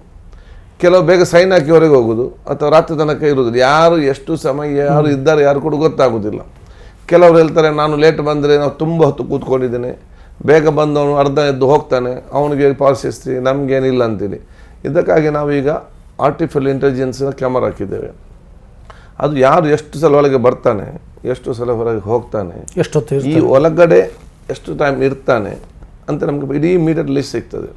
ಫಾರ್ ಎಕ್ಸಾಂಪಲ್ ಬೇರೆ ಸೆಷನ್ನಲ್ಲಿ ಒಂದು ಟೋಟಲ್ ಎಷ್ಟು ಗಂಟೆ ನಡೀತು, ಅದು ಎಷ್ಟು ಹೊತ್ತು ಹಾರಿದ್ದ ಅಂತೇಳಿ ನಾವು ಎಷ್ಟು ಜಾಸ್ತಿ ಭಾಗವಹಿಸಿದ ರೀತಿಯಲ್ಲಿ ನಾವು ಅದನ್ನು ಇದು ಮಾಡಿದ್ದೇವೆ, ಯಾವುದು ಲಿಸ್ಟ್. ಈಗ ಮೊನ್ನೆ ನಮಗೆ ಡೆಲ್ಲಿಗೆ ಕಳಿಸ್ಲಿಕ್ಕಿತ್ತು, ಪುಣೆಗೆ 20 ಜನರನ್ನು ಕಾನ್ಫರೆನ್ಸಿಗೆ. ಯಾರು ವಿಧಾನಸಭೆ ಒಳಗಡೆ ಸಕ್ರಿಯ ಭಾಗವಹಿಸ್ತಾರೆ ಅವರನ್ನು ನಾವು ಮಾತ್ರ ಕಲಿಸ್ತೇವೆ. Good idea. ನಮಗೆ ಡೆಲ್ಲಿಯಲ್ಲಿ ಟ್ರೈನಿಂಗ್ ಇದೆ ಅಂತ ಯಾಕೆ ನೋಡಿ, ಯಾರಿಗೆ ಒಳಗಡೆ ಬಂದು ಇಂಟ್ರೆಸ್ಟ್ ಇಲ್ಲ ಇವರು ಯಾಕೆ ಟ್ರೈನಿಂಗ್ ಹೋಗಬೇಕು. ಸೊ ಯಾರಿಗೆ ಒಳಗಡೆ ಬರಲಿಕ್ಕಿದೆಯಾ ಅವ್ರಿಗೆ ಮೊದಲ ಆದ್ಯತೆಯನ್ನು ಕೊಟ್ಟು ನಾವು ಈ ರೀತಿಯ ಒಂದು ಪ್ರಯತ್ನ ಮಾಡುವಂಥದ್ದು. ಅದಕ್ಕಾಗಿ ನಾವು ಸೆಷನ್ ಬೇಗ ಸ್ಟಾರ್ಟ್ ಮಾಡಿ ಎಷ್ಟು ಬಿಸ್ನೆಸ್ ಮುಗಿಯೋ ತನಕ ಅದು ಯಾರೆಲ್ಲ ಅಪ್ಲಿಕೇಶನ್ ವರೆಗೂ ಮಾಡಿದಿರಿ, ಯಾರೆಲ್ಲ ಅರ್ಜಿ ಮಾತಾಡ್ಲಿಕ್ಕೆ ಅವಕಾಶ ಕೇಳಿದ್ದಾರೆ, ನಾವು ಯಾವ ಬಿಸ್ನೆಸ್ಸಲ್ಲಿ ಎಂಟ್ರ್ ಮಾಡಿದ್ದೀವಿ. ಸರ್ ಲೈಟರ್ ವೇನಲ್ಲಿ ಒಂದು ಮಾತಾಡಲ್ಲ ಹೇಳಿ. ಅಲ್ಲ, ನೀವು ನಿಮ್ಮನ್ನು ಮಿನಿಸ್ಟ್ರು ಮಾಡಿಲ್ಲ ಅನ್ನೋ ಸಿಟ್ಟನ್ನು ನೀವು ಈ ರೀತಿ ತಿಳಿಸ್ಕೊತಿದ್ದೀರಿ. ಏನಿಲ್ಲ, ಮಿನಿಸ್ಟ್ರಿಗೆ ಮಾಡದ ಸಿಟ್ಟು ಅಂತೇನಲ್ಲ, ಅದು ಈ ಸ್ಪೀಕರ್ ಆದ ಖುಷಿಯಲ್ಲಿ ಏನೇನು ಕೆಲಸ ಮಾಡಬೇಕು ಆ ಕೆಲಸವನ್ನು ಮಾಡಿಕೊಂಡು ಹೋಗುವಂಥದ್ದು. ನೆಕ್ಸ್ಟ್ ಏನು ಮಾಡ್ತೀರಿ ಸರ್? ನಾನು ಅದು ಹೊರಗಡೆ ಬೇರೆ ಕೆಲಸಗಳು ಬಿಟ್ಟು ನಾನು ಹೇಳಿದ್ನಲ್ಲ, ಈ ಶಾಸನ ಸಭೆ ಇನ್ನಷ್ಟು ಸಕ್ರಿಯ ಆಗಲಿಕ್ಕೆ ಮುಂದೆ ಇನ್ನೇನು ಕ್ರಮ ಕೈಗೊಳ್ತೀರಿ ಅಂತ. ಇಲ್ಲ ನೋಡಿ, ಇನ್ನು ಶಾಸಕರು ಎಲ್ಲ ಅವಕಾಶ ಮಾಡಿ ಶಾಸಕ ಚರ್ಚೆ ಮಾಡಲಿಕ್ಕೆ ಅವಕಾಶ ಮಾಡಿ ಕೊಟ್ಟರೆ ಶಾಸಕರೆಲ್ಲರೂ ಕೂಡ ಖಂಡಿತವಾಗಿ ಬರ್ತಾರೆ. ಮತ್ತು ಹಿಂದೆಗಿಂತಲೂ ಭಾಳಷ್ಟು ಇವತ್ತು ಅಟೆಂಡೆನ್ಸ್ ಇವತ್ತು ಜಾಸ್ತಿ ಆಗಿದೆ. ನನ್ನ ಎಲ್ಲ ಪ್ರಾಮಾಣಿಕವಾದ ಕೆಲಸ ನಾನು ಮಾಡಿದ್ದೇನೆ. ಇನ್ನೂ ಜವಾಬ್ದಾರಿ ನಿಮ್ಮದು, ಮಾಧ್ಯಮದವ್ರದ್ದು. ಮೇಯ್ನ್ ಜವಾಬ್ದಾರಿ, ರೆಸ್ಪಾನ್ಸಿಬಿಲಿಟಿ ಶಾಸಕರು ಒಳಗಡೆ ಬಂದು ಚರ್ಚೆ ಮಾಡಲಿಕ್ಕೆ ಅದು ಮಾಧ್ಯಮ ಮಿತ್ರರು ಪ್ರಮುಖ ಇದೆ, ವಿಷುವಲ್ ಮಾಧ್ಯಮ. ಮತ್ತು ಸರ್ ಈಗ ನೀವು ಮುಖಾಂತರ ಯಾರು ಅತಿ ಹೆಚ್ಚು ಸದನದ ಒಳಗಡೆ ಇದ್ರು ಶಾಸಕರು ಅದೆಲ್ಲ ಮಾಡಿದಿರಲ್ಲ, ಆ ಪಟ್ಟಿನೆಲ್ಲ ರಿಲೀಸ್ ಮಾಡಿ ಸರ್, ಆಗ ಇದಾಗ್ಬಿಡುತ್ತೆ, ಗೊತ್ತಾಗುತ್ತೆ. ಗುಡ್ ಐಡಿಯಾ, ಇದು ಮಾಡ್ಬೋದು ನಮ್ಗೆ ಇದರಲ್ಲಿ. ನಾವ್ಯಾಕಂದ್ರೆ ಅದನ್ನು ಪಬ್ಲಿಕ್ ಡೊಮೇನ್ಗೆ ಹಾಕಿ ನಾಳೆ ಅವನ ಕ್ಷೇತ್ರದಲ್ಲಿ ಏನಾಗ್ತದೆ, ಈ ನನ್ನ ಕ್ಷೇತ್ರವನ್ನು ಆ ಕಾರಣಕ್ಕೋಸ್ಕರ ಅವ್ರು ಬರಲಿ ಮಾಡ್ತಾರೆ. ಅದು ಉದ್ದೇಶ ಒಳ್ಳೇದು. ಒಂದು ಆ ದೇಶದ ಮತದಾರ ಜವಾಬ್ದಾರಿ ಇದೆ, ಅವ್ರು ಕೇಳಬೇಕು, ನೀನು ಅಸೆಂಬ್ಲಿ ನೋಡಲಿಲ್ಲ ಮಾರೆ, ನೀವೇನು ಚರ್ಚೆ ಮಾಡಲಿಲ್ಲ. ಅಥವಾ ಚರ್ಚೆಗೆ ಬಂದರೂ ಕೂಡ ಅವರು ಕ್ಷೇತ್ರ ಬಿಟ್ಟು ಬೇರೆ ಎಲ್ಲ ಚರ್ಚೆ ಮಾಡ್ತಾರೆ, ಅವರು ಜನರಿಗೆ ಅಗತ್ಯ ಬಿಟ್ಟು.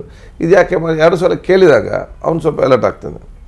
ಮೂರನೇದೇನು, ಮಾಧ್ಯಮದ ಫಸ್ಟ್ ರೆಸ್ಪಾನ್ಸಿಬಿಲಿಟಿ. ಯಾಕೆ ಒಬ್ಬ ಶಾಸಕ ಸ್ಟಡಿ ಮಾಡಿ ಬಂದು ಇಡೀ ಕೂತ್ಕೊಂಡು ಭಾಳ ಚೆನ್ನಾಗಿ ಚರ್ಚೆ ಮಾಡಿ ಬಿಲ್ಲಲ್ಲಿ ಸಕ್ರಿಯವಾಗಿ ಭಾಗವಹಿಸಿ ಮಹತ್ವದ ವಿಚಾರ ಇದ್ದರೆ, ನಾಳೆ ಬೆಳಿಗ್ಗೆ ಇವನೇನು ವಿಷಯನೇ ಇಲ್ಲ, ಒಂದು ಸಣ್ಣಲ್ಲಿ ಕಾಲ ಮಾತಾಡಿದ್ರು ಅಂತೇಳಿ, ಅದೇ ಒಬ್ಬ ಸಡನ್ನಾಗಿ ಒಂದು ಏನಾದರೂ ಒಂದು ಹೇಳಿಬಿಟ್ರೆ ಬೇಡದ ವಿಚಾರಲ್ಲಿ ಚರ್ಚೆ ಹೆಡ್ಲೈನಲ್ಲಿ ಶಾಸಕ ಏನಾಗ್ತದೆ, ನಾವು ಒಳ್ಳೆಯದು ಮಾತ್ರ ಒಳಗಡೆ ಬಂದರೆ ಏನಿಲ್ಲ ಮಾರೆ, ಬಂದು ಏನಾದರೂ ಗಲಾಟೆ ಮಾಡಿದರೆ ಏನು ಬೊಬ್ಬೆ ಹಾಕಿದರೆ ನಮಗೆ ಮಹತ್ವ ಬರ್ತಂತೇಳಿ ಎಲ್ಲರೂ ಪಬ್ಲಿಸಿಟಿಗೆ ಇರೋದಲ್ಲ ಅದರಲ್ಲಿ.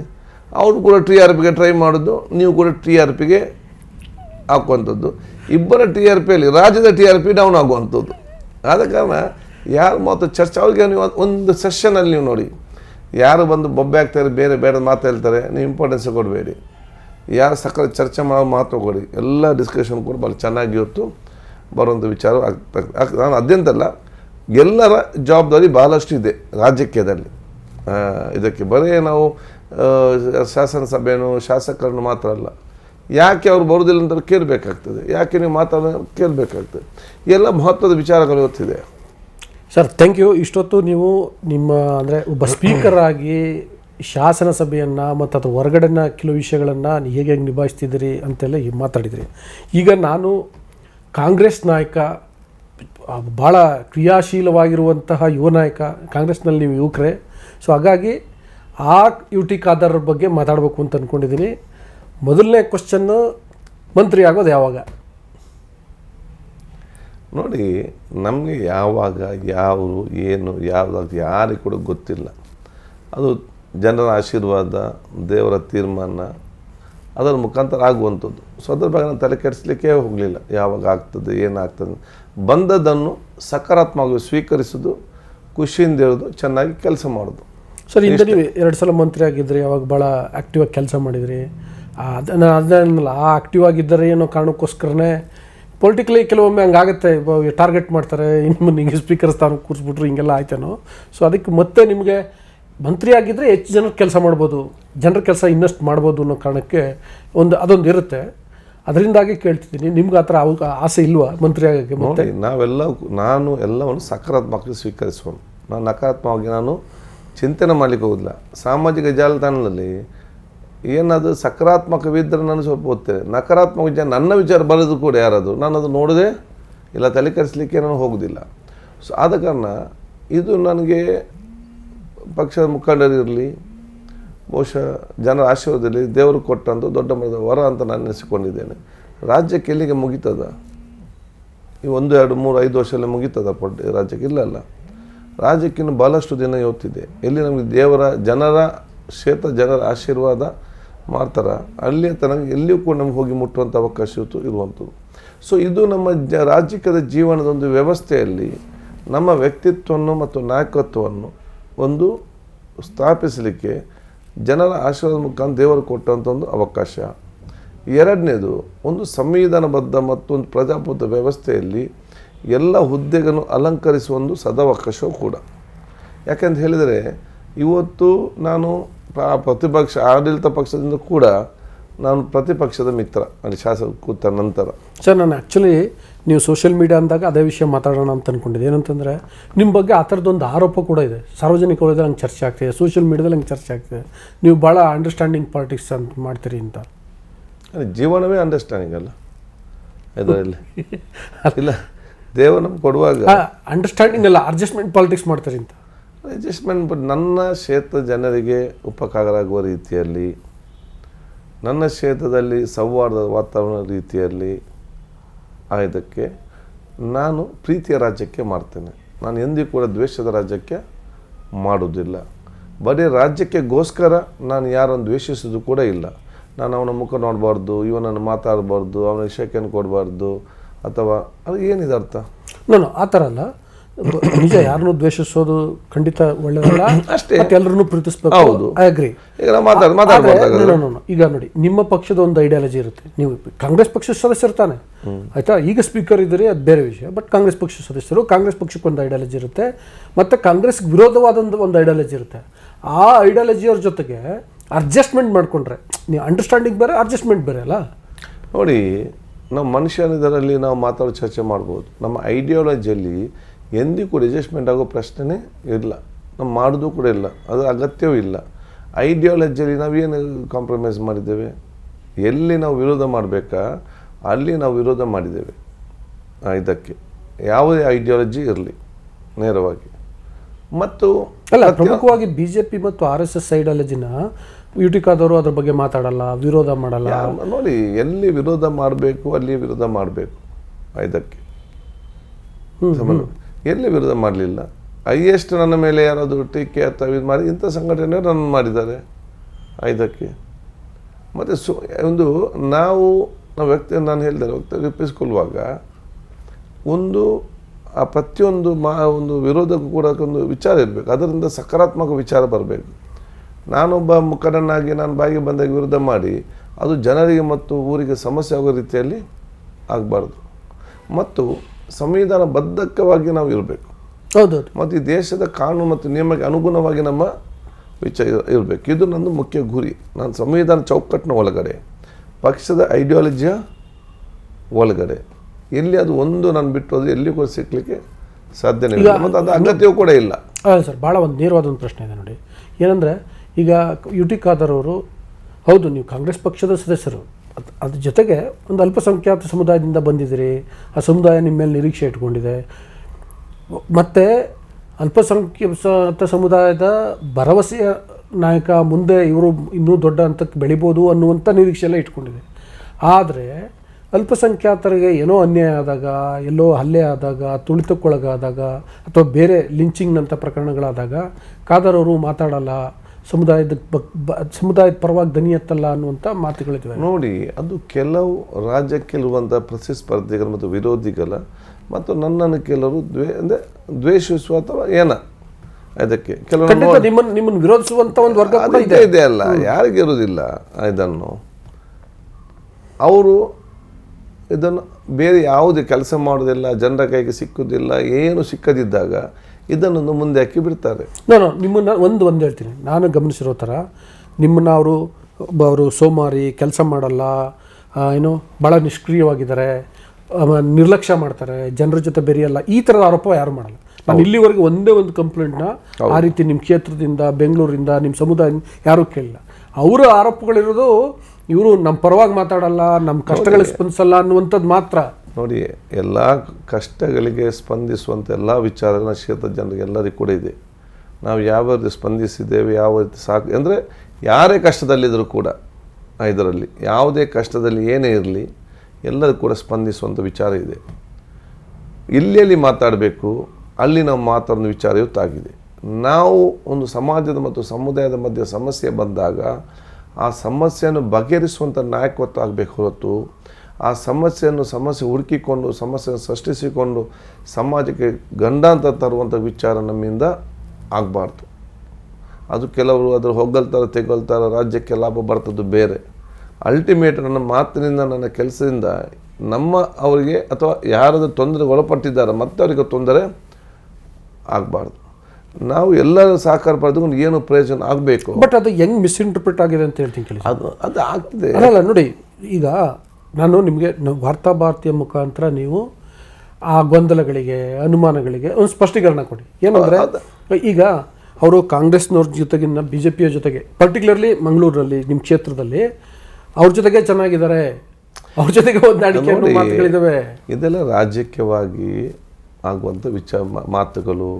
ನಾನು ಬೇರೆಯವ್ರಿಗೇನು ಸಿಕ್ಕುವುದಿಲ್ಲ, ಇದರ ಬಗ್ಗೆ ಒಂದು ಚರ್ಚೆ ಮಾಡ್ತಾರೆ. ಅದೆಲ್ಲವೂ ನನ್ನ ಕ್ಷೇತ್ರ ಜನ ಅದಕ್ಕೆ ಸೂಕ್ತವಾದ ಉತ್ತರವನ್ನು ಕೊಟ್ಟಿದ್ದಾರೆ.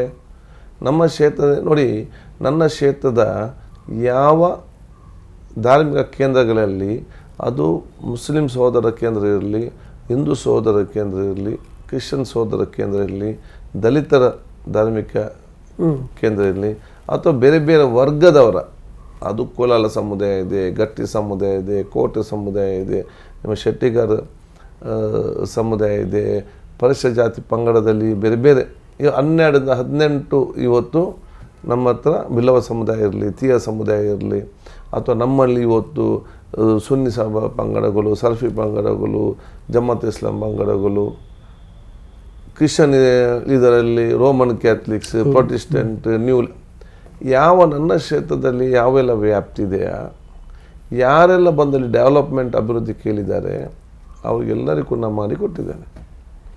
ಒಂದು ಧಾರ್ಮಿಕ ಪ್ರದೇಶ ಕೇಂದ್ರದಲ್ಲಿ ಅಭಿವೃದ್ಧಿ ಆದರೆ ಪರೋಕ್ಷವಾಗಿ ಯಾರಿಗೆ ಲಾಭ? ಆ ಕಮ್ಯುನಿಟಿಯವರಿಗೆ. ಯಾವೆಲ್ಲ ಶಿಕ್ಷಣ ಸಂಸ್ಥೆ ಯಾವುದು ಏನೆಲ್ಲ ಸಹಕಾರ ಬೇಕಾ ಅವೆಲ್ಲ ಶಿಕ್ಷಣ ಸಂಸ್ಥೆ ಬೇಕಾಗುವಂಥ, ನನ್ನಿಂದ ಆಗುವಂಥ ಮತ್ತು ಸರ್ಕಾರದ ಬೇಕಾಗುವಂಥ ಎಲ್ಲ ಡೆವಲಪ್ಮೆಂಟಲ್ಲಿ ಇದು ಯಾರಿಗೆ ಪ್ರಯೋಜನ? ಎಲ್ಲ ಸಮುದಾಯದ ವರ್ಗದವರಿಗೆ ಪ್ರಯೋಜನ.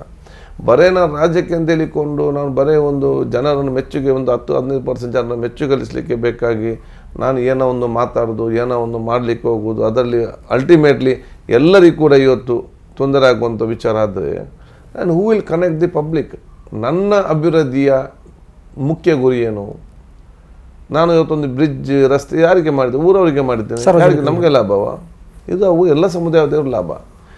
ನನ್ನ ಹತ್ರ ಯಾರಾದರೂ ಕೇಳಿದರೆ, ನೀವು ಶಾಸಕನಾಗಿ ಉಳ್ಳಾಲ ಮತ್ತು ಮಂಗಳೂರು ಕ್ಷೇತ್ರದ ಸಮಗ್ರ ಅಭಿವೃದ್ಧಿಯ ಮುಖ್ಯ ಕೆಲಸ ಯಾವುದಂತ ಹೇಳಿದರೆ, ಯಾರಾದರೂ ಕೇಳಿದರೆ, ನಾನು ಭಾಳ ಸ್ಪಷ್ಟವಾಗಿ ಏನು ಹೇಳೋದು ಅಂತ ಹೇಳಿದರೆ, ನಾನು ಎಷ್ಟು ಬ್ರಿಡ್ಜ್ ಕಟ್ಟಿದ್ದೇನೆ, ಎಷ್ಟು ರೋಡ್ ಮಾಡಿದ್ದೇನೆ, ಎಷ್ಟು ಕಾಲೇಜ್ ಪ್ರಾರಂಭ ಮಾಡಿದ್ದೇನೆ, ಎಷ್ಟು ಹೈಸ್ಕೂಲ್ ಪ್ರಾರಂಭ ಮಾಡಿದ್ದೇನೆ, ಎಷ್ಟು ಇಂಡಸ್ಟ್ರಿಗಳು ಬಂದಿದೆ, ಅದು ಯಾವ ರೀತಿಯ ಮುಖ್ಯ ಅಲ್ಲ. ಅದು ಒಂದು ಭಾಗ ಡೆವಲಪ್ಮೆಂಟ್. ನಾನು ಶಾಸಕ ಜನಪ್ರತಿನಿಧಿಯಾಗಿ ನನ್ನ ಕ್ಷೇತ್ರದ ಸಮಗ್ರ ಅಭಿವೃದ್ಧಿಯ ಒಂದು ಅಂತಿಮ ರಿಸಲ್ಟ್ ಯಾವುದು ಇರಬೇಕಂತ ಹೇಳಿದರೆ, ಉಳ್ಳಾಲ ಮತ್ತು ನನ್ನ ಕ್ಷೇತ್ರದ ಪ್ರತಿಯೊಂದು ಮುಖ್ಯ ರಸ್ತೆಯಲ್ಲಿ ಕೂಡ ಅದು ಒಬ್ಬ ಹಿಂದೂ ಸೋದರ ಮಕ್ಕಳು, ಕ್ರಿಶ್ಚಿಯನ್ ಸೋದರ ಮಕ್ಕಳು, ಮುಸ್ಲಿಂ ಸೋದರ ಮಕ್ಕಳು, ದಲಿತರು, ಹಿಂದುಳಿದ ವರ್ಗದ ಬಡವರು, ರೈತರು, ಕಾರ್ಮಿಕರು, ಮಹಿಳೆಯರು, ಹುಡುಗಿಯರು ಕೂಡ ನಡು ರಸ್ತೆಯಲ್ಲಿ ಕೈ ಹಿಡ್ಕೊಂಡು, ಒಬ್ಬೊಬ್ಬರ ಕೈ ಹಿಡ್ಕೊಂಡು ಮುಖ್ಯ ರಸ್ತೆಯಲ್ಲಿ ಸಂತೋಷದಿಂದ ನಲಿದಾಡಿಕೊಂಡು ನೆಗಡಿಕೊಂಡು ಹೋಗುವ ವಾತಾವರಣ ನಿರ್ಮಾಣ ಮಾಡೋದು ಅದು ನನ್ನ ಮುಖ್ಯ ಗುರಿ. ಆ ಒಂದು ಸೌಹಾರ್ದ ವಾತಾವರಣ ನಿರ್ಮಾಣ ಮಾಡಲಿಕ್ಕೆ ನಾನು ಯಾವ ಹಂತಕ್ಕೂ ಕೂಡ ಹೋಗಲಿಕ್ಕೆ ತಯಾರಿ ಹೊತ್ತಿದ್ದೇನೆ. ಅದು ಅವ್ರ ಅಡ್ಜಸ್ಟ್ಮೆಂಟ್ ಹೇಳಲಿ, ಅದು ಅವ್ರ ಪೊಲಿಟಿಕ್ಸ್ ಅಂತ ಹೇಳಿ, ಅಥವಾ ಅವರೊಂದು ಇನ್ನು ಏನು ಬೇಕಾದ ಹೇಳಿ, ಸೌಹಾರ್ದ ವಾತಾವರಣ ನಿರ್ಮಾಣ ಮಾಡಲಿಕ್ಕೆ ನಾನು ಎಷ್ಟೇ ಹೆಜ್ಜೆ ಮುಂದೆ ಹೋಗಲಿಕ್ಕೆ ನಾನು ತಯಾರಿದ್ದೇನೆ. ನಾವು ಎಷ್ಟೇ ಹೆಜ್ಜೆ ಮುಂದೆ ಹೋಗ್ತೇವೋ ಸಮಾಜ ಕೂಡ ಅಷ್ಟೇ ಹೆಜ್ಜೆ ಮುಂದೆ ನಮಗೆ ಬೆಂಬಲ ಕೊಡ್ತೇವೆ ಭಾಳ ಚೆನ್ನಾಗಿ ನನಗೆ ಗೊತ್ತಿದೆ. ಅದು ನಮಗೆ ಅತಿ ಅಗತ್ಯ. ಆ ಒಂದು ಯಾಕಂತ ಹೇಳಿದರೆ ನೀವು ಹೇಳ್ತೀರಿ ಕೆಲವು ಐಡಿಯಾಲಜಿಯಲ್ಲಿ ಸಮಾಜವನ್ನು ಬಿಕ್ಕಟ್ಟು ಮಾಡಲಿಕ್ಕೆ ಪ್ರಯತ್ನ ಪಟ್ಟಾಗ ನಮ್ಮ ಐಡಿಯಾಲಜಿ ಸಮಾಜನ ಒಗ್ಗಟ್ಟು ಮಾಡಿಸುದು. ಎಸ್, ಈಗ ಆ ರೀತಿ ಸಮಾಜದಲ್ಲಿ ಬಿಕ್ಕಟ್ಟು ಸೃಷ್ಟಿಸುವಂತಹ ಕಲ್ಲಡ್ಕ ಪ್ರಭಾಕರ್ ಭಟ್ ಜೊತೆ ನಿಮ್ಗೆ ಒಳ್ಳೆ ಸ್ನೇಹ ಇದೆ ಅಂತ ಮಾತುಕತೆಗಳು ನೋಡಿ. ಮಾತಾಡು ಏನು ಬೇಕಾದ್ರೂ ಮಾತಾಡ್ತಾರೆ. ನಾನು ಮುಂದೆ ಸಿಕ್ಕಿದಾಗ ನಾನು ಎಲ್ಲರ ಜೊತೆ ಮಾತಾಡ್ತೇನೆ. ನನಗೆ ಮನಸ್ಸಿನಲ್ಲಿ ಏನು ಕೂಡ ದ್ವೇಷ ಇಲ್ಲ. ಇದರಲ್ಲಿ ಮಾತ್ರ ಯಾರು ಮಾತಾಡ್ತಾರೆ ಅವ್ರು ನೋಡಿ ದ್ವೇಷ ಮಾಡಿ ಅಲ್ಲಲ್ಲ ಅದನ್ನೇ ಹೇಳುದು. ಪರಸ್ಪರ ಸಿಕ್ಕಿದಾಗ ಮಾತಾಡುವಂಥದ್ದು, ಶೇಖನ್ ಕೊಡುವಂಥದ್ದು ಇದೆ. ಇದರಿಂದಾಗಿ ನಿಮಗೆ ಒಳ್ಳೆಯ ಸಂಬಂಧ ಅದೇ ನಾವು ಒಳ್ಳೆ ಮಾತಾಡ್ತೇವೆ ಇದರಲ್ಲಿ. ಈಗ ನೀವು ನಾನು ಹೇಳುವಂಥದ್ದು ಇವರಿಗೆ ಯಾರಿಗೆ ಟೀಕೆ ಮಾಡ್ತಾರೆ ನಾನು ಸೀರಿಯಸ್ ಆಗಿ ತಗೊಳ್ಳೋದಿಲ್ಲ. ಅದು ನಾನು ಕೇಳಿದಕ್ಕೆ ಯಾರಾದರೂ ಒಬ್ಬನಿಗೆ ಹೈಯೆಸ್ಟ್ ಟೀಕೆ ಬೇಡದ ಮಾತುಗಳಿಗೆ ಹೇಳುವಂಥದ್ದು, ನನ್ನಿಂದ ಇರುವಂಥ ನಮ್ಮ ಮಿತ್ರನ ದೂರ ಮಾಡಲಿಕ್ಕೆ ಪ್ರಯತ್ನ ಮಾಡುವಂಥದ್ದು, ಅಥವಾ ಇವತ್ತು ಈ ಒಂದು ನಾಯಕತ್ವ ಕಪ್ಪು ಚುಕ್ಕೆ ತಂದು ನಮ್ಮಲ್ಲಿರುವಂಥ ಎಲ್ಲ ನಮ್ಮ ಹಿಂದೂ ಸೋದರ ಮಿತ್ರರು ಯಾರಿದ್ದಾರೆ ಅವರನ್ನು ದೂರ ಮಾಡಲಿಕ್ಕೆ ಪ್ರಯತ್ನ ಪಟ್ಟು ಅದರಲ್ಲಿ ವಿಫಲರಾಗಿದ್ದರೆ ಅದು ಬಹುಶಃ ಇದೇ ನಮ್ಮ ಇವರು ಆರೋಪ ಮಾಡ್ತಾರಲ್ಲ, ಬಹುಶಃ ಕಲ್ಲಡ್ಕರ್ ಅವರ ಹೆಸರನ್ನು ಅವರೇ ಇವರ ವಿಧ ಟೀಕೆ ಯಾರು ಅಪಪ್ರಚಾರ ಮಾಡ್ತಾರೆ ಅವರ ವಿಧ ಟೀಕೆ ಮಾಡಿದಾರಾ? ಯಾವುದು ಪಬ್ಲಿಕ್ ಸ್ಟೇಜ್ನಲ್ಲಿ ಟೀಕೆ ಮಾಡಿದಾರಾ? ನನ್ನ ಬಗ್ಗೆ ಅಲ್ಲಿ ಟೀಕೆ ಆಗುವ ಎಷ್ಟು ಸಮಸ್ಯೆ ಆಗಿದೆ. ಬಹಿರಂಗವಾಗಿ ಕರಿಬೇಡ ಅಂತ ಹೇಳಿದರೂ ಕೂಡ ಅವರ ಮಾತನ್ನು ಕೇಳದೆ ನೀವು ಬರೆದ ಚಿಂತೆ ಇಲ್ಲ, ನಮಗೆ ಯೂಟಿಕಾದರೂ ಬೇಕಂತ ಹೇಳಿ ಎಲ್ಲ ನಮ್ಮ ಧಾರ್ಮಿಕ ಕೇಂದ್ರಗಳು ನನ್ನನ್ನು ಕರಿತಾಯಿದ್ರು. ಬಹಿರಂಗವಾಗಿ ಅವರು ಹೇಳಿಕೆ ಕೊಟ್ಟರು ಕೂಡ ಆ ಊರಿನ ಜನ ಅದಕ್ಕೆ ಮಾನ್ಯತೆ ಕೊಡಲಿಲ್ಲ. ನನ್ನ ಹತ್ರ ಬಂದು ಹೇಳಿದರು, ಅವ್ರು ಏನು ಬೇಕಾದರೂ ಹೇಳಿ ಸರ್, ನೀವು ಅದರ ಬೇಜಾರಿಡಬೇಡಿ, ಮತ್ತು ನೀವು ನಮಗೆ ಬೇಕು, ನೀವು ಬರಬೇಕು. ನನ್ನ ವಿಧ ಟೀಕೆ ಮಾಡಿದೆ ಅಲ್ಲ ಇದರಲ್ಲಿ ಎಲ್ಲ ವಿಚಾರಗಳಿಗೂ ಕೂಡ ಅದನ್ನು ಈ ಟೀಕೆ ಅವರೇ ಇದನ್ನು ನಾವು ಏನು ದೊಡ್ಡ ಯಾಕೆ ಅಂತ ಹೇಳಿದರೆ ನಮಗೇನು ಇದ್ರ ಬಗ್ಗೆ ಉತ್ತರ ಕೊಟ್ಟು ಗಲಾಟೆ ಮಾಡಿ ಲಾಸ್ಟಿಗೆ ಸಮಸ್ಯೆ ಯಾರಿಗೆ ಆಗೋದು? ಸಮಸ್ಯೆ ಆದಾಗ ಸಮುದಾಯಕ್ಕೆ ಅದು ಯಾರಿಗೆ ಹೆಚ್ಚು ಕಮ್ಮಿ ಆದ ನೋಡಿ, ಹೆಚ್ಚು ಕಮ್ಮಿ ಆದರೆ ಅಲ್ಪಸಂಖ್ಯಾತ ಸಮುದಾಯಕ್ಕೆ ಸಮಸ್ಯೆ ಅಲ್ಲದೆ ಬೇರೆ ಯಾರಿಗೂ ಕೂಡ ಆಗೋದಿಲ್ಲ.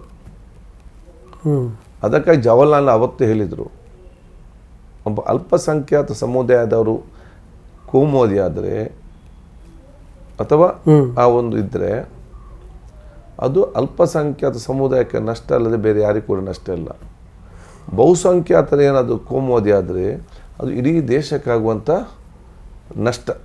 ಜವಾಹರ್ಲಾಲ್ ಅದನ್ನು ಅವತ್ತು ಹೇಳಿದಂಥ ವಿಚಾರ. ನಿಮ್ಮ ಪ್ರಕಾರ ಅದು ನಿಮ್ಮದು ಹೊಂದಾಣಿಕೆ ರಾಜಕಾರಣ ಅಲ್ಲ, ಎಚ್ಚರಿಕೆಯ ರಾಜಕಾರಣ. ಎಚ್ಚರಿಕೆ ಮತ್ತು ಸೌಹಾರ್ದತೆಯ ಮತ್ತು ಭವಿಷ್ಯದ ಸಮಾಜಕ್ಕೆ ಪ್ರಯೋಜನ ಆಗುವಂಥ ಒಂದು ನಮ್ಮ ವ್ಯಕ್ತಿತ್ವ ಮತ್ತು ಯೋಜನೆ ಇದು ನಮ್ಮದು. ಅದಕ್ಕಾಗಿ ನಾನು ಸಣ್ಣ ಪುಟ್ಟ ರಾಜಕೀಯಕ್ಕೋಸ್ಕರ ನಾನು ಐಡಿಯಾಲಜಿಯಲ್ಲಿ ನನ್ನ ವ್ಯಕ್ತಿತ್ವದಲ್ಲಿ ಕಾಂಪ್ರಮೈಸ್ ಮಾಡಿಕೊಂಡು ನಾನು ಸಮಾಜಕ್ಕೆ ಮಾರಕವಾಗಿ ಒಂದು ವಿಚಾರ ತರಲಿಕ್ಕೆ ನಾನು ಇವತ್ತು ಸಾಧ್ಯವಿಲ್ಲ.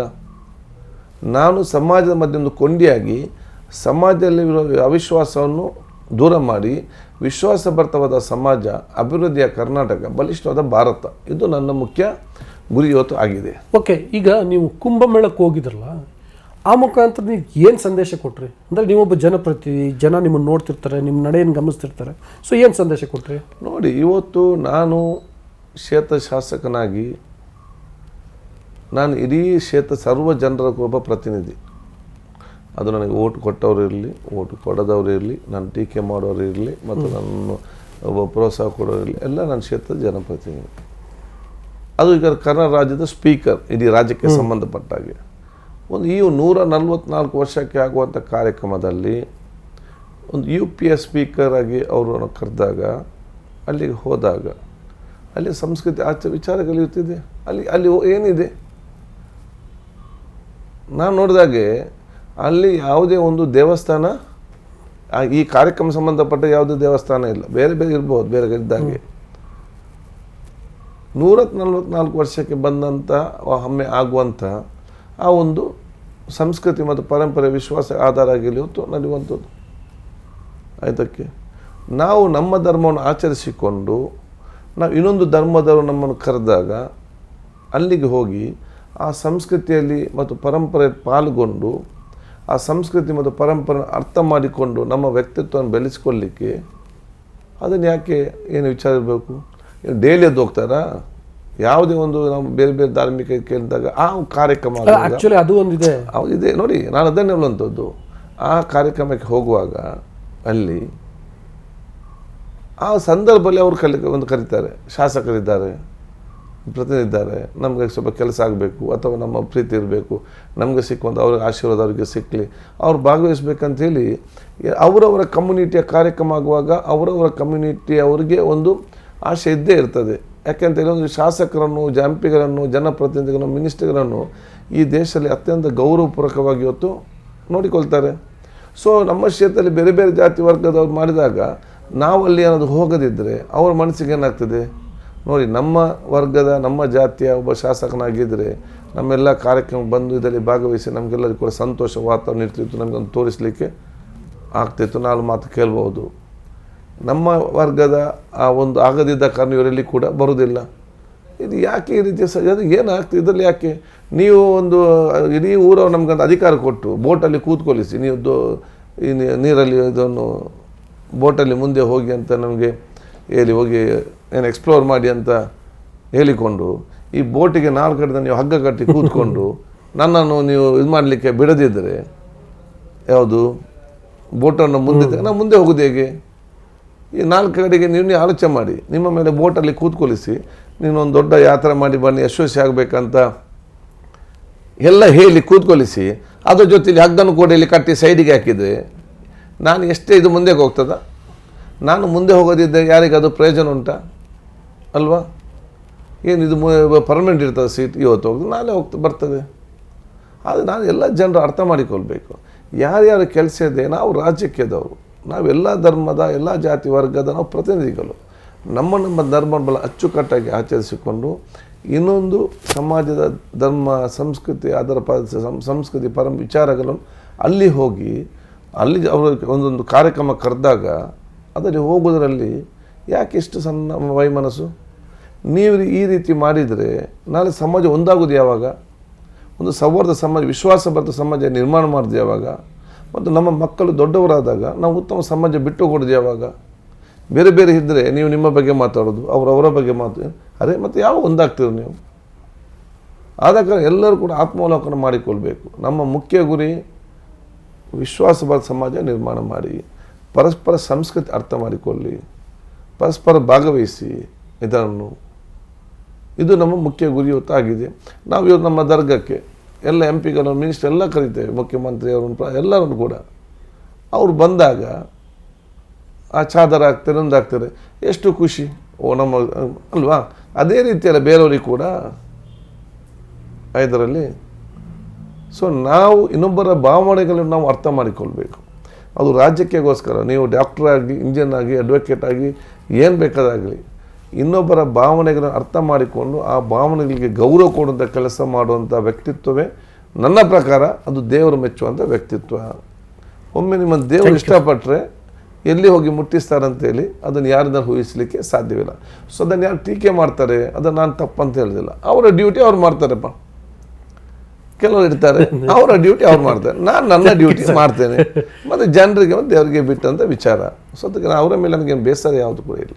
Thank you sir. ನೀವು ಏನಂದರೆ ಈ ಸಂದರ್ಶನ ಮಾಡೋರಿಗೆ ಭಾಳ ಒಂಥರ ಸುಲಭ, ಒಂಥರ ಕಷ್ಟ. ಸುಲಭ ಏನು ಅಂತಂದರೆ ನೀವು ಸಣ್ಣ ಪ್ರಶ್ನೆಗೂ ತುಂಬ ಸುದೀರ್ಘವಾಗಿ ಉತ್ತರ ಕೊಡ್ತೀರಿ.